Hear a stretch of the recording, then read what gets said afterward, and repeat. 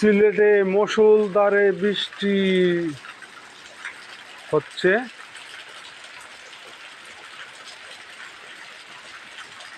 কত সুন্দর দৃশ্য, মনোরম প্রাকৃতিক দৃশ্য ভরপুর। ছোটবেলার কথা মনে পড়ে যায়। বৃষ্টির দিনে হাফ প্যান্ট পরে দৌড়াদৌড়ি আর খেলাধুলা করতাম।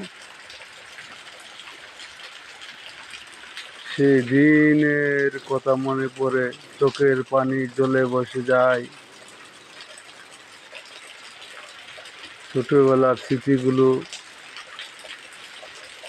মনে দ্বারে অরণ্যে বাসা বেঁধে থাকে।